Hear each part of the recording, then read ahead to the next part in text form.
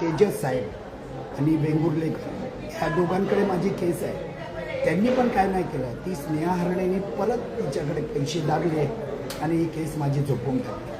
ही स्नेहा हरणे एवढी दादागिरी का करते? ही नारायण राणे साहेब आहेत ना, त्यांच्या पॅनलमधनं तिचा नवरा नगरसेवक आहे आणि हे सगळे BJPवाले आहेत. मला BJPशी काही दुश्मनी नाही आहे, पण हे लोकांनी कार्य असं केलं म्हणून मला नावं घ्यावी लागतात. माझा विषय संपवा. मी कधीच कोणाला त्रास देणार नाही. माझा विषय संपला नाही तर मी राजसाहेबांसारख्यांच्या जवळ जाऊन, राजसाहेबांनी मला मदत केली तर ठीकच आहे, नाही केली तरी मी एकटा ह्या लोकांना पुढे आहे. माझं आईचं खानदान आहे, शिवाजी भोसले सावतांचा खानदान आहे. आई शिवाजी भोसले सावताच्या खानदानाची होती आणि वडील आहे हे पटेल सावंत कणकवलीचे. असं माझं कुळ आहे. हे होते सावंतभाऊ ज्यांनी काल दुपारी उच्च न्यायालयासमोर स्वतःला पेट्रोलने पेटून घेतलं व जवळजवळ 52 ते 53% ते भाजले आहेत. बरं काय, एकंदरीत संपूर्ण त्यांचं शरीर म्हणजे 52 ते 53% भाजले आहेत.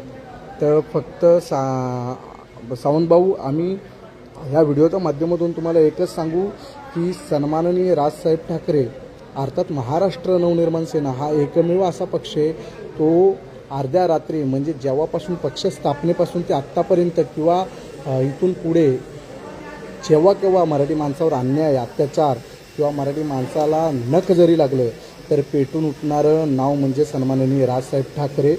तर नक्कीच राजसाहेब, मी अगोदर पुढे बोलून गेलो, मी त्याच्याबद्दल मी चुकलो साहेब.